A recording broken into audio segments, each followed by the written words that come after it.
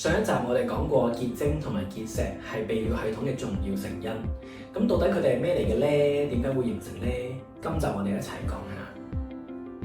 結晶咧其實就係因為小便入邊嘅礦物質濃度太高，飽和之後沉澱出嚟嘅微細粒子。如果情況持續唔處理嘅話咧，呢啲結晶慢慢就會黐埋一嚿，形成結石，喺膀胱啊、尿道啊，甚至喺腎臟度積聚。結石嘅成分咧唔單止係得一種嘅喎，最常見咧有以下幾種。第一咧就係尿糞石，貓狗都有機會會見到嘅。佢嘅成分主要係鎂啦、氨啦同埋磷酸鹽。喺狗狗身上咧，多數都係同細菌感染有關；而喺貓度咧，多數都係同佢哋嘅飲食同埋小便嘅酸鹼度有關係。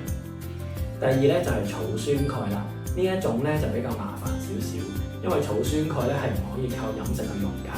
通常都需要用手術啦，又或者其他物理方法去處理，所以咧預防勝於治療。第三咧叫做尿酸鹽，喺狗狗身上比較常見，尤其是係斑點狗，同肝臟嘅代謝有關。第四咧叫做胱氨酸，係遺傳性問題嚟嘅，某啲品種嘅狗狗風險會比較高啲。一粒結石咧原來唔一定單一成分嘅喎，可以係混合咗頭先講嘅一啲成分。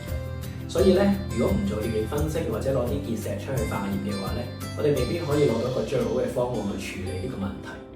咁點解會形成結石或者結晶嘅咧？喺臨床上面咧，主要有四大誘因。第一咧就係壓力，尤其喺貓身上，唔好見佢哋成日瞓覺，唔使翻工就冇壓力。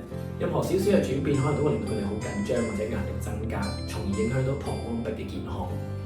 第二咧就係感染啦，細菌感染咧會改變尿液嘅環境，令佢哋更加容易形成結晶結石。第三就係飲水唔夠，令到尿液太濃。第四咧就係飲食唔均衡，又或者礦物質過量。所以唔同成分嘅結石咧係會有唔同嘅處理方法嘅。大家咧最好就避免上網自己估下個原因，又或者自己揾一啲方法去處理，咁係好危險嘅做法嚟㗎。